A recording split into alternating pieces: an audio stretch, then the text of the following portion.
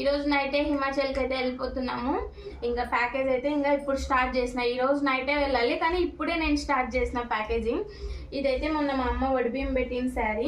అన్నీ almost all saris తీసుకుంటున్నా. ఒక 10 శారీస్ వరకు తీసుకుందాం అనుకుంటున్నా.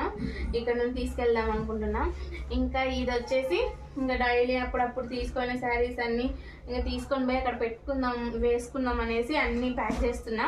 చూస్తున్నారు కదా ఇంత లగేజ్. ఇంకా ఎప్పుడు నేను ప్యాక్ చేయాలో ఎప్పుడు మేము స్టార్ట్ అవ్వాలో ఏం అర్థం కావట్లేదు.